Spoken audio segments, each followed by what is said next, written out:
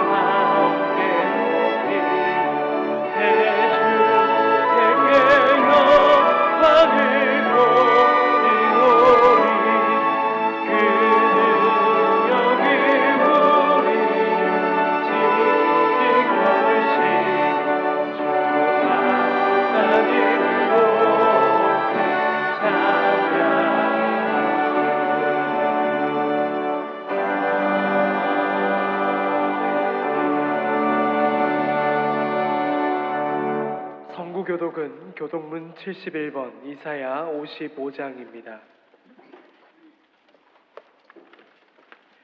오호라 너희 모든 목마른 자들아 물로 나오라 돈 없는 자도 오라.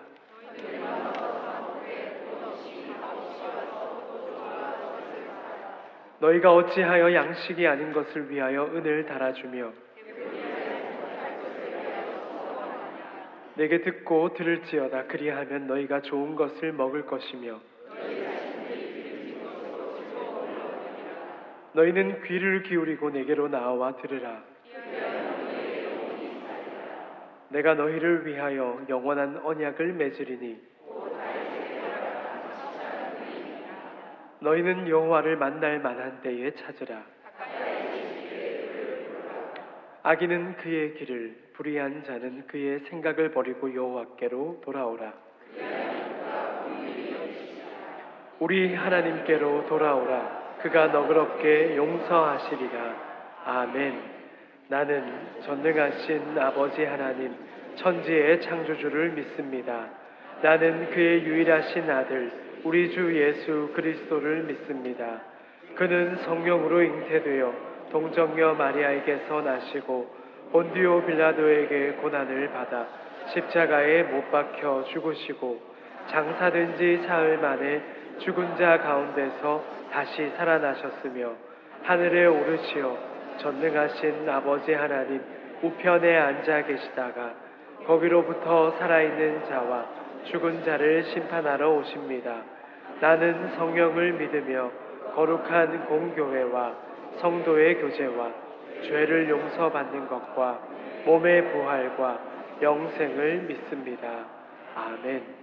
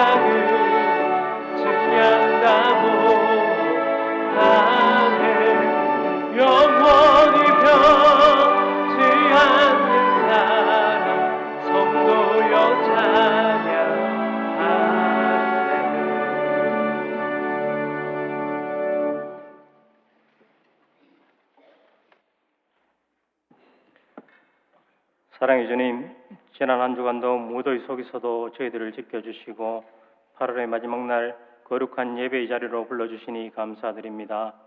하나님의 위대하심과 인자하심을 찬양드리며 우리들의 온 마음을 모아 올려드립니다. 이 시간 드리는 예배가 오직 하나님께만 향하게 하시고 우리 심령이 하늘을 향하여 열리게 하여 주시옵소서. 세상의 분주함을 내려놓고 하나님께만 시선을 고정하게 하시고 성령의 감동으로 은혜 충만한 시간 되도록 인도하여 주시옵소서. 긍휼의 주님, 지난 한 주간의 삶을 되돌아보면 하나님의 뜻을 따라 살지 못했던 순간들이 너무나 많았습니다. 삶의 자리에서 자신의 욕망을 따라 살아가며 입술로는 주를 찬양하나 삶이 지나간 흔적들은 주님을 따르지 못했음을 고백합니다. 구별되고 좁은 길로 가라 말씀하신 하나님의 음성을 외면하고 우리 마음속에 자리 잡고 있는 완고한 자아를 깨뜨리지 않는 저희들의 완악한 죄를 용서하여 주시옵소서. 썩어자는 구습에 돌이키게 하시고 십자가의 보혈로 우리를 깨끗이 씻어 주시옵소서. 무더운 여름 방학이 끝나고 2학기를 맞이하는 다음 세대를 위해 간구합니다. 우리 자녀들이 세상에 던져진 존재가 아닌 주님께서 이 땅에 보낸 생의 의미와 목적을 깨달아 알게 하시고 좋은 친구들과 좋은 스승을 만남으로 건강한 자아를 형성하게 하여 주시옵소서.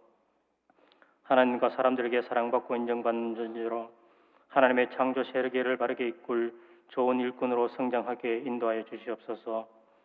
주님의 몸된 교회가 하나님을 기뻐하며 영화롭게 하는 존재로 우리를 부르셨으니 세월을 아끼며 세상 풍조를 따르지 아니하고 선한 일을 위해 부르심에 합당한 열매를 맺는 교회 되게 하여 주시옵소서.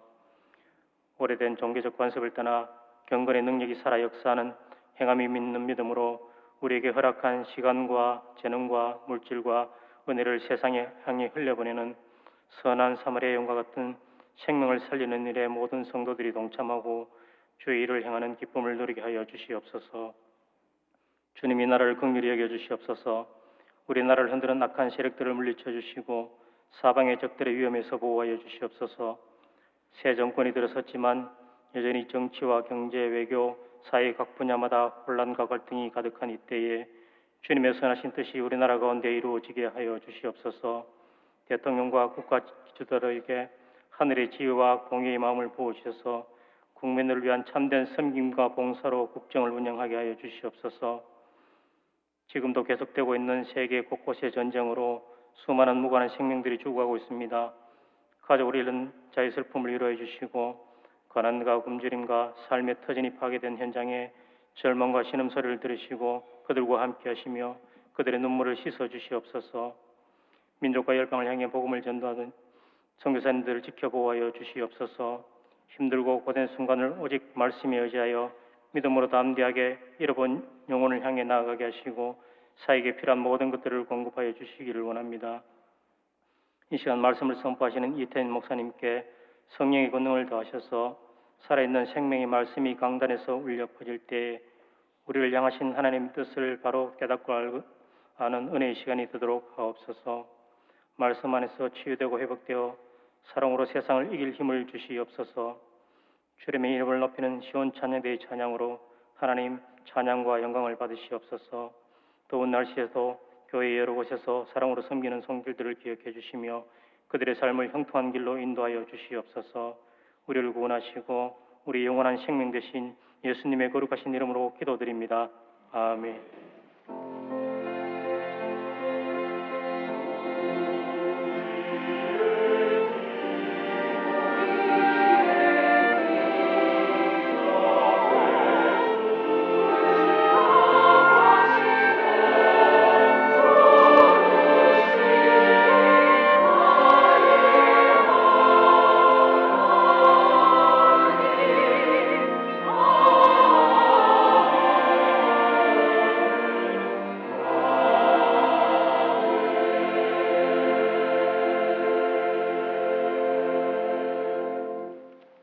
교회 소식을 전해드리겠습니다. 오늘 본교회에 오신 분들을 주님의 이름으로 환영합니다. 본당 2층 새가족실에서 등록하시고 안내를 받으시기 바랍니다. 정교회는 월삭 새벽 기도회가 9월 1일 월요일 오전 5시 30분에 본당에 서 있습니다. 순개강 수련회가 9월 6일 토요일 오전 10시에 정류 아트홀에 서 있습니다. 제1바이블 아카데미가 기도를 주제로 9월 13일 토요일 오전 10시에 정유 아트홀에서 진행됩니다. 7일까지 행정실로 신청해 주시기 바랍니다. 입교, 세례, 유아, 아동 세례식이 10월 19일과 12월 21일 주일에 있습니다. 자세한 내용은 주보를 참고해 주시기 바랍니다. 2025년 부흥사경회가 10월 20일부터 22일까지 믿음의 대행진이라는 주제로 허원구 목사님을 모시고 진행됩니다. 기도로 준비해 주시기 바랍니다. 장례 광고입니다. 김영실 권사님께서 별세하시어 7월 31일 장례하였습니다. 김정숙 권사님의 모친께서 별세하시어 29일에 장례하였습니다. 하나님의 위로가 유가족과 함께 하시길 바랍니다. 나머지 광고는 주보를 참고하시겠습니다. 다 같이 하나님께 봉헌 드리겠습니다.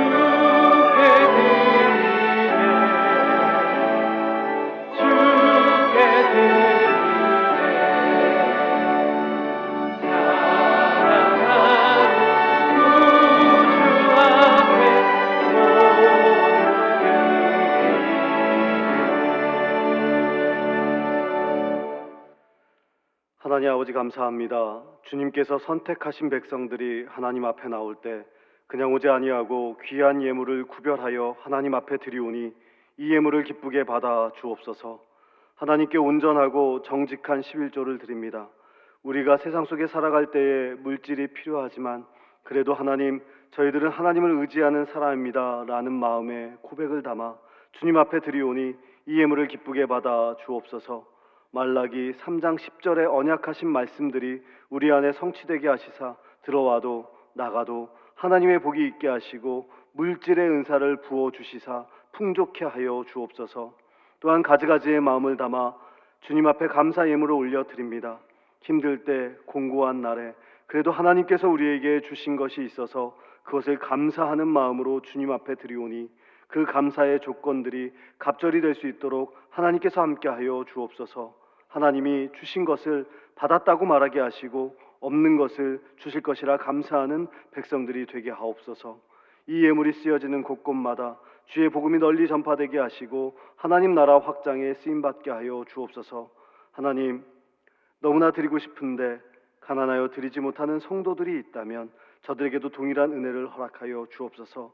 특별히 새 가족으로 등록한 조봉군, 김성희, 조성열 성도님이 위해서 기도합니다. 신앙생활을 할 때에 사람을 바라보지 않게 하시고 온전히 하나님만 바라볼 수 있도록 인도하여 주옵소서. 담대한 믿음을 주시고 마음에 평안을 부어 주옵소서. 저희 교회가 새 가족들을 담을 만한 그릇이 될 수 있도록 또한 인도하여 주옵소서. 예수 그리스도의 이름으로 간절히 기도하옵나이다. 아멘.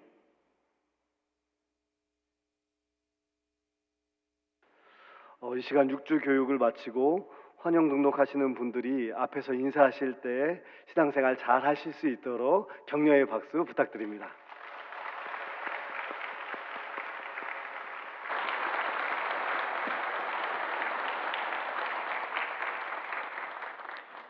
오늘 우리에게 주시는 하나님의 말씀은 신약성경 122쪽 누가복음 15장 11절에서 24절 말씀입니다. 말씀을 봉독하겠습니다. 또 이르시되 어떤 사람에게 두 아들이 있는데 그 둘째가 아버지에게 말하되 아버지여 재산 중에서 내게 돌아올 분깃을 내게 주소서 하는지라 아버지가 그 살림을 각각 나누어 주었더니 그 후 며칠이 안 되어 둘째 아들이 재물을 다 모아가지고 먼 나라에 가 거기서 허랑방탕하여 그 재산을 낭비하더니 다 없앤 후 그 나라에 크게 흉년이 들어 그가 비로소 궁핍한지라. 가서 그 나라 백성 중 한 사람에게 붙여 사니 그가 그를 들로 보내어 돼지를 치게 하였는데 그가 돼지 먹는 쥐염 열매로 배를 채우고자 하되 주는 자가 없는지라. 이에 스스로 돌이켜 이르되 내 아버지에게는 양식이 풍족한 품꾼이 얼마나 많은가. 나는 여기서 주려 죽는구나. 내가 일어나 아버지께 가서 이르기를 아버지 내가 하늘과 아버지께 죄를 지었사오니 지금부터는 아버지의 아들이라 일컬음을 감당하지 못하겠나이다. 나를 품꾼의 하나로 보소서 하리라 하고 이에 일어나서 아버지께로 돌아가니라. 아직도 거리가 먼데 아버지가 그를 보고 측은히 여겨 달려가 목을 안고 입을 맞추니 아들이 이르되 아버지 내가 하늘과 아버지께 죄를 지었사오니 지금부터는 아버지의 아들이라 일컬음을 감당하지 못하겠나이다 하나 아버지는 종들에게 이르되 제일 좋은 옷을 내어다가 입히고 손에 가락지를 끼우고 발에 신을 신기라. 그리고 살진 송아지를 끌어다가 잡으라. 우리가 먹고 즐기자. 이 내 아들은 죽었다가 다시 살아났으며 내가 잃었다가 다시 얻었노라 하니 그들이 즐거워하더라. 아멘.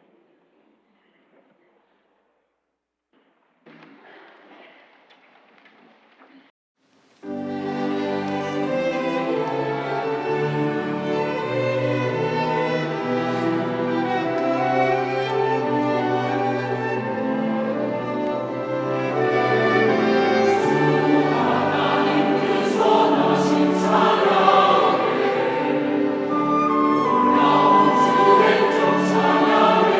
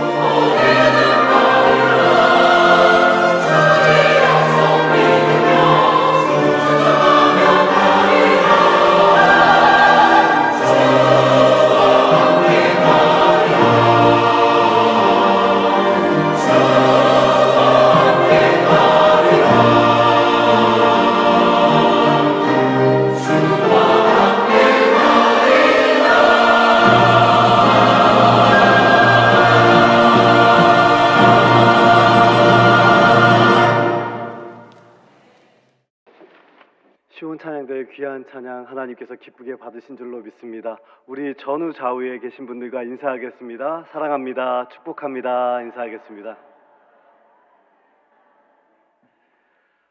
저희 담임 목사님께서 지금 휴가 중에 계십니다.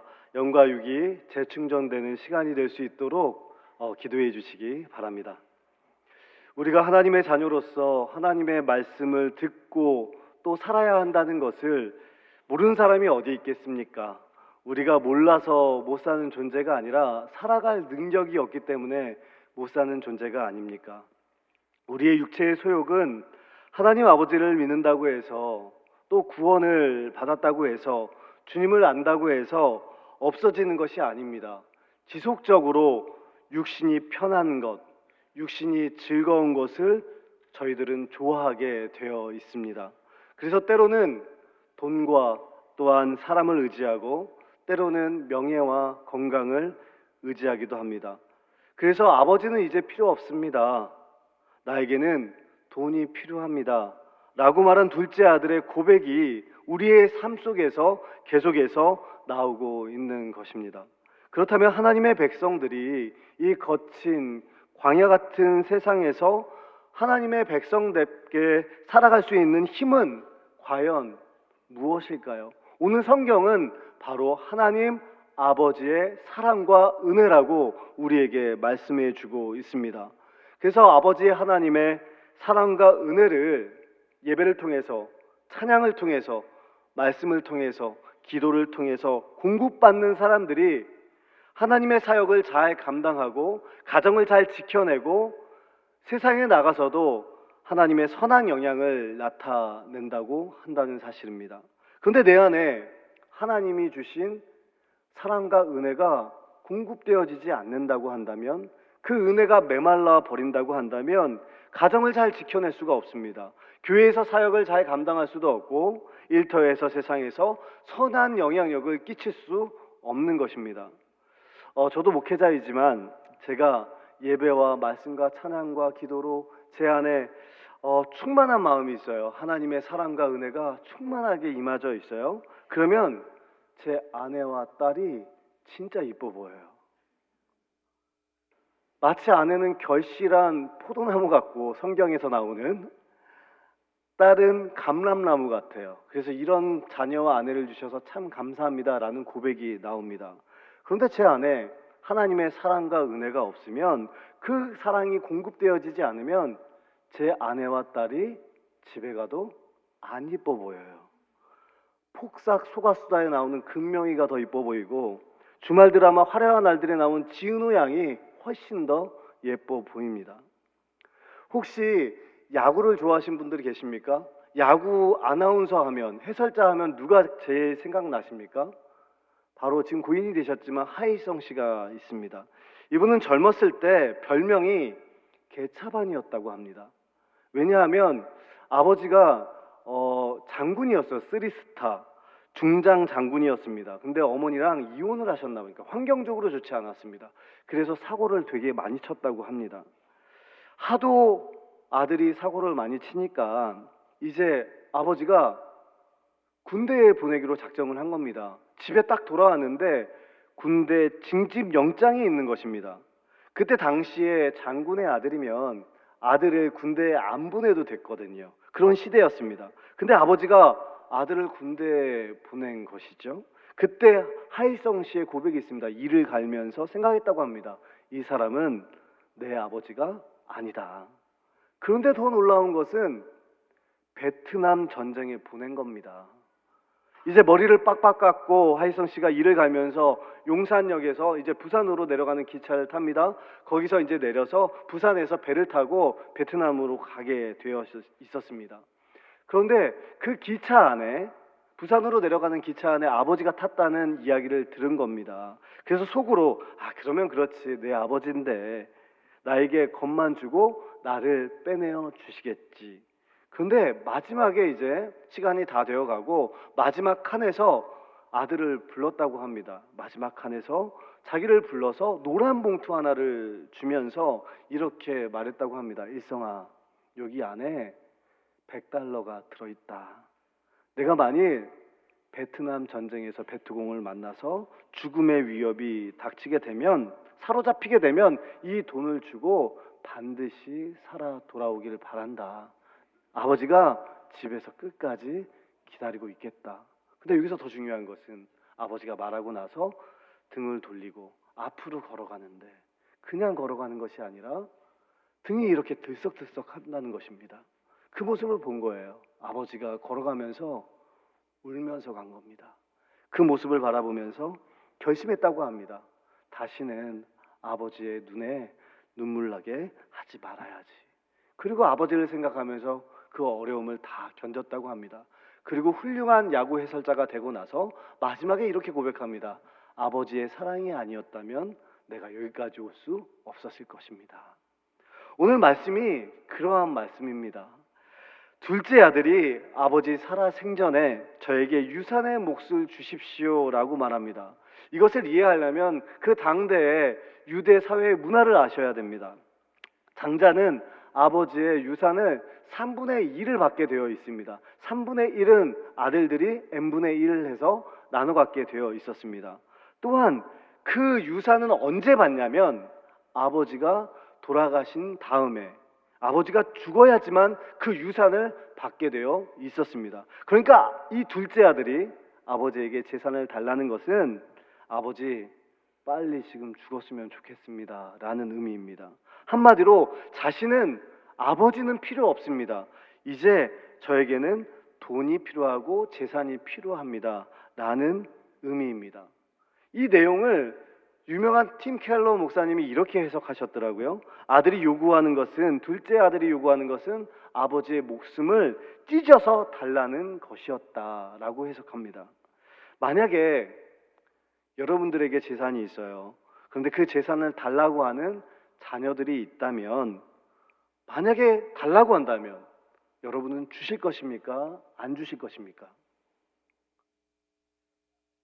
표정을 보니까 줄 게 없습니다 라는 표정이신데요. 그렇다면 달라고 하는 이 둘째 아들은 누구를 상징하고 있습니까? 우리가 읽지 않았지만 누가복음 15장 1절에 보면 나와 있습니다. 바로 세리와 죄인들을 말하고 있습니다. 그리고 자신의 힘과 명예와 돈을 통하여서 자신의 안전을 스스로 지키려고 하는, 자기 중심성을 가지고 살아가는 저와 여러분들을 이야기하고 있습니다. 그런데 오늘 성경에 보니까 탕자의 아버지가 그 둘째 아들에게 유산을 줍니까? 안 줍니까? 다 같이 12절 말씀을 같이 읽겠습니다. 그 둘째가 아버지에게 말하되 아버지여 재산 중에서 내게 돌아올 분깃을 내게 주소서 하는지라. 아버지가 그 살림을 각각 나누어 주었더니, 지금 아버지가 그 살림을 어떻게 했대요? 각각 나누어 줍니다. 각각 나누어 주었다는 것은 둘째 아들에게도 주었고 첫째 아들에게도 어떻게 해요? 주었다는 거예요. 우리는 첫째 아들이 굉장히 성품이 좋고 아버지를 떠나가지 않고 되게 좋았다고 생각하는데, 첫째 아들도 받은 겁니까? 안 받은 겁니까? 받은 겁니다. 첫째 아들이면 둘째 아들을 말렸어야 되는 거 아닙니까? 말리지 않아요.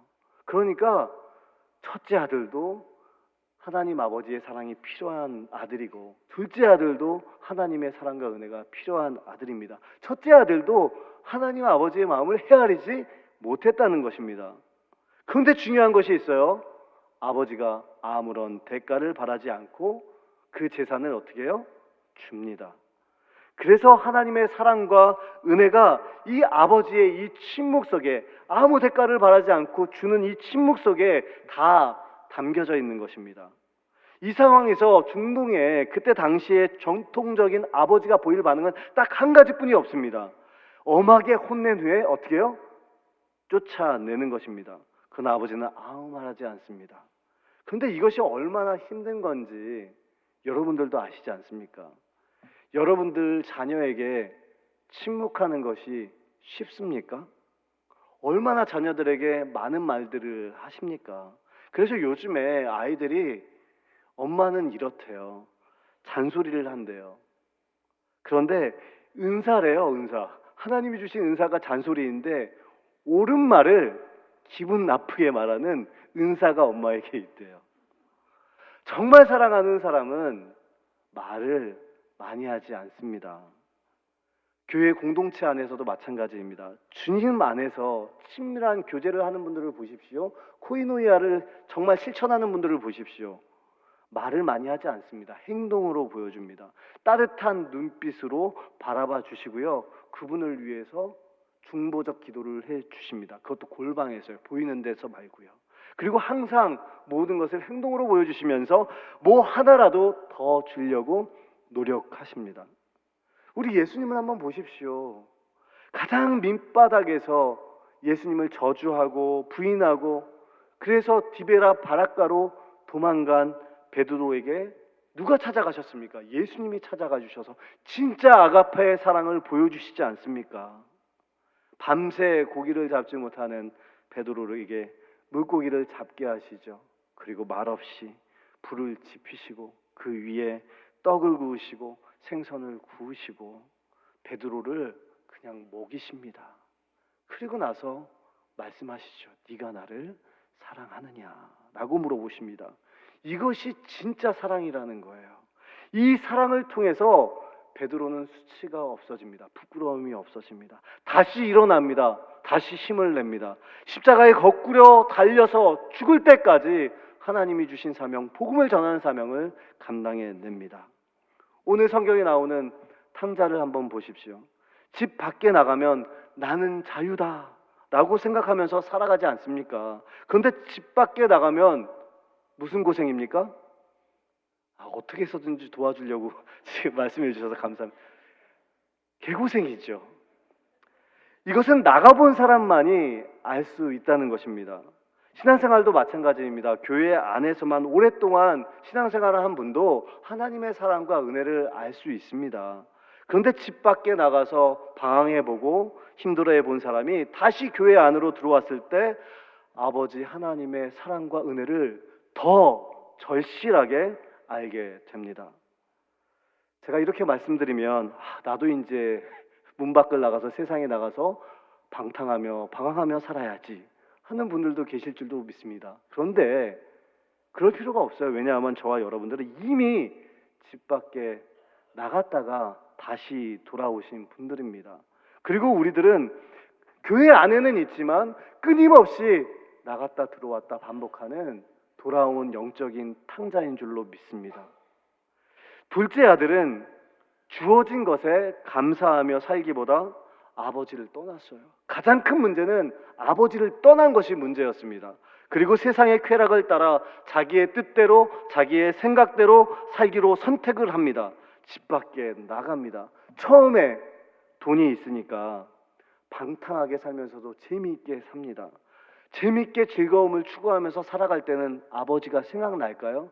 절대 생각나지 않습니다. 그러다가 자신의 재산을 잃습니다. 재산도 잃고 건강도 잃고 친구들도 다 떠나갑니다. 그 순간에 아버지가 생각날까요? 그 순간까지 아버지를 생각하지 못합니다. 돼지가 먹는 쥐엄 열매를 먹으면서 버티다가 한계의 끝에서 그 절망의 끝에서 이제 아버지가 생각나는 거예요. 품꾼도 많으신데 나를 종으로도 생각해 주시겠지. 그리고 아버지의 집으로 돌아갑니다. 그리고 그 아버지를 꽉 붙잡습니다. 근데 놀라운 것이 있어요. 아버지가 이미 용서하고 이미 기다리고 있었다는 사실입니다. 많은 사람들은 그래요. 아들이 회개하고 용서하고 돌아왔기 때문에 용서를 받았다고 생각합니다. 아니요. 이미 아버지는 모든 것을 용서해 놓고 기다리신 겁니다. 그래서 오늘 본문 제목은 돌아온 탕자가 아니라 기다리시고 용서해 주시고 받아주시는 하나님 아버지의 사랑과 은혜입니다. 그런데 아들은 처음에 들어와서 아버지에게 뭐라고 말하고 있습니까? 다 같이 18절에서 19절 말씀을 함께 읽겠습니다. 내가 일어나 아버지께 가서 이르기를 아버지 내가 하늘과 아버지께 죄를 지었사오니 지금부터는 아버지의 아들이라 일컬음을 감당하지 못하겠나이다. 나를 품꾼의 하나로 보소서 하리라 하고 이 돌아온 아들에게는 두 가지의 특징이 있었습니다. 하나는 죄의식이 있었고요. 동시에 하나는 죄책감이 있었습니다. 이 두 가지를 동시에 가지고 있었어요. 죄의식은 하나님께서 주시는 의식입니다. 내가 죄인이라는 사실을 내가 아는 것입니다. 성령이 내 안에 있는 사람들은 죄의식을 다 갖고 있습니다. 그리고 나의 죄를 내가 스스로 해결할 능력이 없음을 깨닫게 됩니다. 그리고 오직 죄를 해결할 분은 예수님뿐이 없음을 고백하게 되죠. 그래서 예수님 잘못했습니다라고 회개하고 돌아가는 것입니다. 이것이 구원받는 백성들의 가지는 죄의식입니다. 오늘 본문 18절을 보십시오. 내가 하늘과 아버지께 죄를 지었사오니, 이것이 바로 죄의식입니다. 마치 세리의 기도처럼 이 두 번째 아들은 가슴을 치면서 나를 불쌍히 여겨달라고 기도하는 것입니다. 낮아져서 애통하는 마음으로 둘째 아들은 죄의식을 갖고 있었다는 것입니다. 그때 나를 안아주시고 맞이해 주실 아버지께서 기다리고 계신다는 사실입니다. 또 한 가지는 죄책감입니다. 죄책감은 사단이 주는 마음입니다. 19절에 기록되어져 있죠. 나는 아버지의 아들이 될 자격이 없습니다. 나를 무엇으로 보소서? 품꾼으로 보소서. 아버지는 사랑하는 아들로 둘째 아들을 기다리신 거예요. 종으로 망가졌다고, 재산을 가져갔다고 해서 품꾼으로 기다리신 것이 아닙니다. 원래 신분이 아들이었습니다. 죄책감은 이미 회개한 죄를 다시 기억나게 하는 거예요. 그런데 내가 스스로 죄를 해결할 수 있는 능력이 없는데 그 죄를 스스로 해결하려고 노력하는 것입니다. 이것이 죄책감입니다. 그런데 이거보다 더 중요한 것은 우리의 존재 목적은 죄를 지었음에도 불구하고 하나님 아버지의 사랑과 은혜, 이 최고의 사랑과 은혜가 무엇입니까? 십자가의 대속의 사건이 아닙니까? 그 사건을 통해서 아버지의 사랑과 은혜와 용서하심을 무조건 받아들이는 것이 먼저인 것입니다. 이제 돌아온 아들은 두 가지를 가지고 있어요. 죄의식과 죄책감을 가지고 이제 아버지 앞에 돌아가게 됩니다. 20절 말씀을 다 같이 읽겠습니다. 이에 일어나서 아버지께로 돌아가리나 아직도 거리가 먼데 아버지가 그를 보고 측은히 여겨 달려가 목을 안고 입을 맞추니, 저 같으면 만나가지고 그것 봐라 내 말을 안 듣고 가더니 라고 얘기할 것 같습니다. 그런데 아버지는 그 둘째 아들의 잘못을 기억하지 않습니다. 측은히 여기며 달려갑니다. 달려가서 어떻게 해요? 목을 안고 입을 맞춥니다. 먼 거리에 있었다니까요. 아들이 알아보는 게 더 빠릅니까? 아니면 아버지가 알아보는 게 더 빠릅니까? 아버지는 그대로거든요. 변하지 않았어요. 아들은 세상 풍파에 초췌해지고 야위어지고 아마 알아보기가 힘들었을 것입니다. 그런데 누가 먼저 먼 거리에서 알아봐요? 아버지가 먼저 알아보고 달려갑니다. 제가 이 가운을 입고 살짝 빠른 걸음으로 가봤어요. 진짜 힘들더라고요. 그 당대 이런 옷을 입고 버선발로 뛰어 나간 겁니다. 왜냐하면 재산을 가지고 집을 나갔을 때부터 사랑하는 그 둘째 아들을 미리 용서하고 기다렸기 때문입니다. 여기에 측은히 여겼다고 기록되어져 있습니다. 컴패션입니다. 즉 집을 떠나서 방황하며 그동안 고통스럽게 살았던 것을 안타까워하시며 창자가 끊어지듯이 불쌍히 여겼다는 의미입니다. 그리고 보십시오. 아들의 신분이 회복되었다는 증표로 종들에게 뭐라고 말합니까? 제일 좋은 옷을 입혀라. 가락지를 가져다가 손에 끼우고 또한 발에 신을 신기라고 지금 명령하고 있습니다. 아들이 돌아올 줄 알고 그 아들을 사랑하는 마음으로 미리 준비시켜 놓은 것입니다. 미리 준비한 것을 종들에게 가져다 주어라, 이렇게 말씀하신 겁니다. 이것이 아버지의 사랑과 은혜입니다. 또한 제일 살찐 송아지를 잡아서 이 아들을 위해서 기쁨의 잔치를 베풀어 주십니다. 이제는 괜찮다는 거예요. 오기만 하면 된다는 거예요. 돌아왔으니 괜찮다. 얼마나 그동안 수고가 많았니? 얼마나 애썼니? 얼마나 고생했니? 얼마나 고통스러웠니? 아무것도 없었을 때 얼마나 외로웠니? 내가 그 짐들을 이제 내가 대신 질게. 이제 다 끝났어? 나의 집에서 편안히 쉬면 좋겠다. 결국 그 아들은 모든 것을 잊어버리고 과오를 잊어버리고 모든 것을 품어 안고 사랑해 주시는 그 아버지의 사랑과 은혜 때문에 새롭게 변하게 됩니다. 여기서 이 아들은 궁금한 것이 있더라고요. 저는 묵상하면서 과연 아버지 품에 안겨가지고 어떤 생각을 했을까요? 이럴 줄 알았으면 나가지 말걸. 이럴 줄 알았으면 빨리 올걸. 내 옷은 지금 남루하고 초라하고 재산은 다 없어지고 가진 것도 아무것도 없는데 아버지는 왜 기뻐할까? 내 죄를 회개하고 아버지 앞에 아버지 집으로 돌아온 것만으로도 아버지는 이렇게 기뻐하시는구나. 아버지의 사랑과 은혜는 값없이 주시는 은혜였구나 생각하지 않았을까요? 이것이 아버지와 자녀의 사랑의 관계인 줄로 믿습니다. 아들이 자유를 막 갈망하면서 돈을 가지고 세상을 나갔을 때 오늘 본문 말씀 24절을 보십시오. 뭐라고 표현하고 있습니까? 아들은 죽었다. 아들은 잃어버렸다 라고 표현하고 있습니다. 우리가 세상과 벗하며 세상 풍조대로 살아갈 때 우리의 영혼은 죽은 것입니다. 잃어버린 영혼이라는 의미입니다. 이러한 영혼을 하나님께서 보실 때 안타까워하신답니다. 그리고 애통하시고 미리 용서하시고 기다리신다는 것입니다. 이것이 하나님의 마음인 줄로 믿습니다.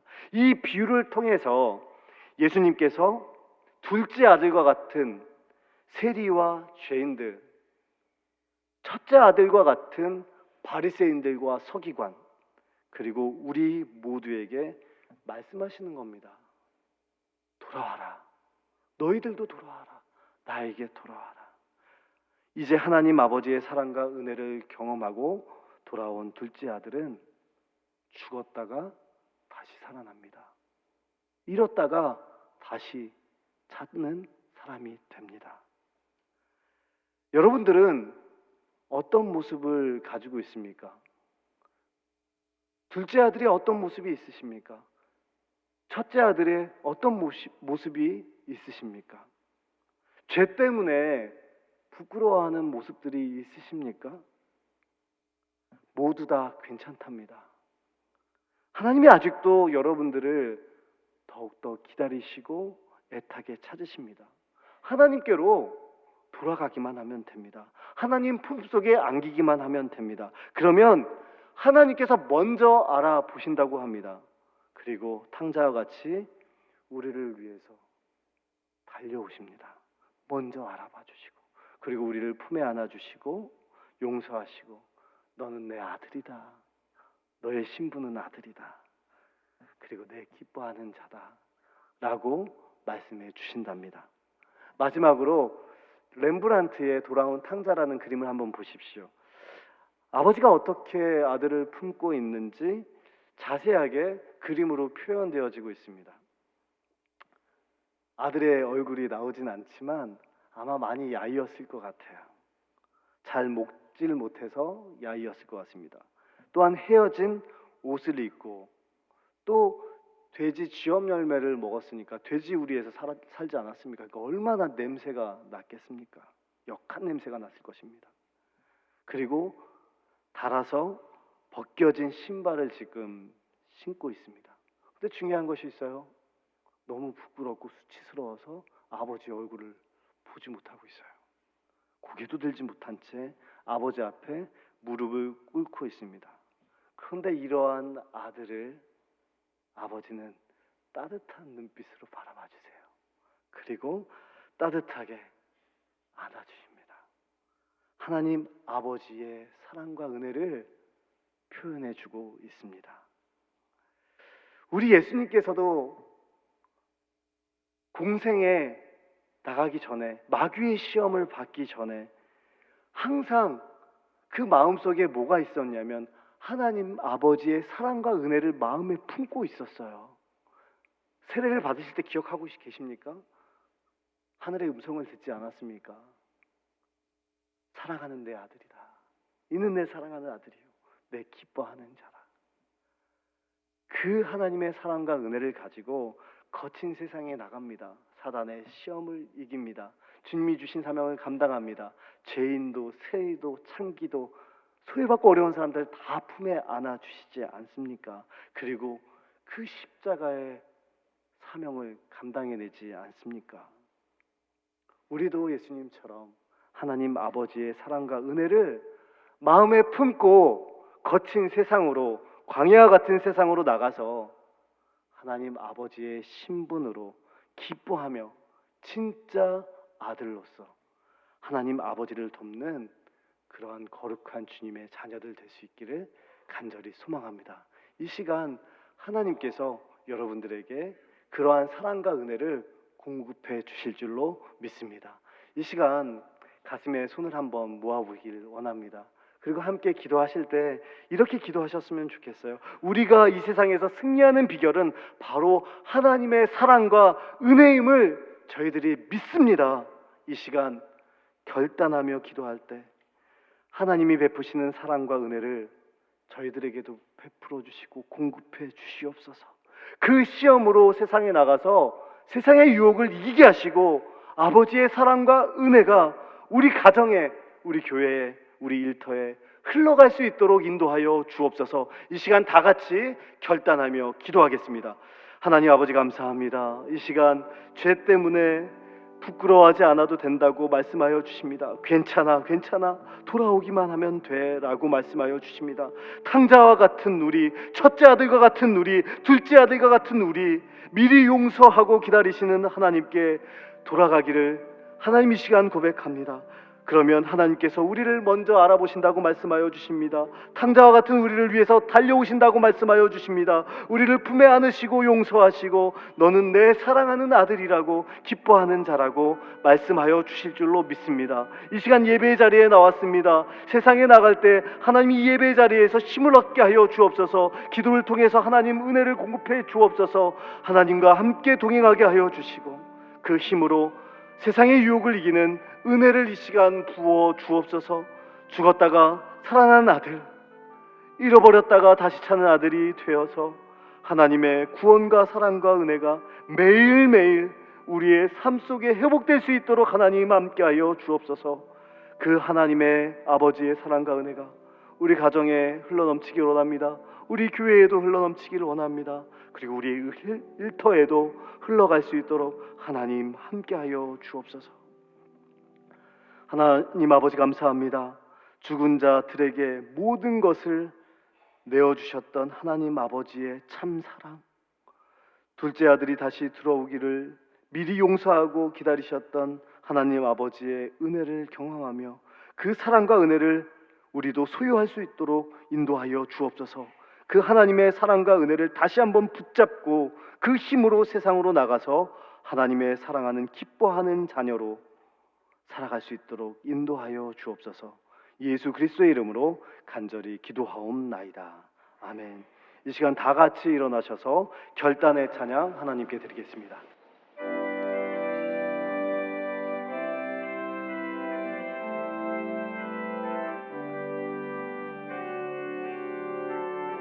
아버지 사랑합니다. 아버지 사랑합니다. 아버지 경배합니다. 아버지 채워주소서. 당신의 사랑. 다시 한번 고백합니다. 아버지 사랑합니다. 아버지 사랑합니다. 아버지 경배합니다. 아버지 채워주소서. 당신의 사랑. 우리 온 마음으로 고백하기로 합니다. 예수님 사랑합니다. 예수님 사랑합니다. 예수님 경배합니다. 예수님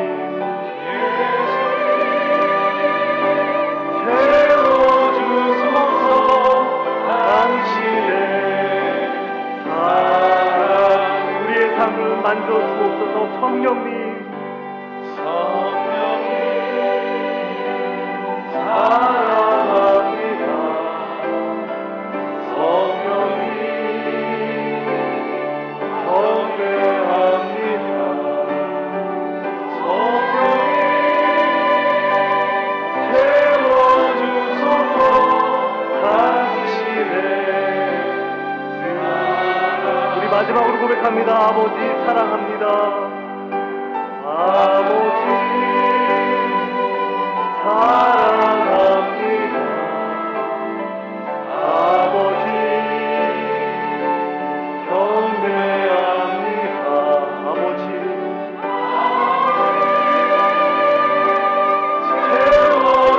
채워주소서. 당신의 사랑으로.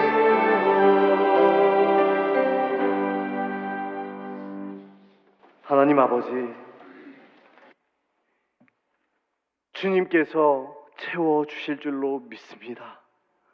당신의 사랑과 은혜로 우리를 채워주옵소서.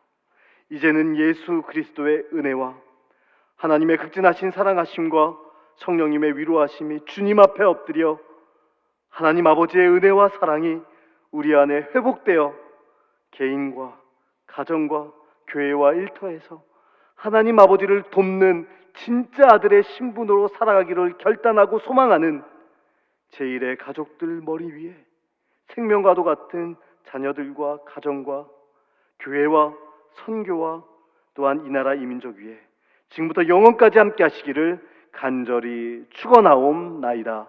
아멘.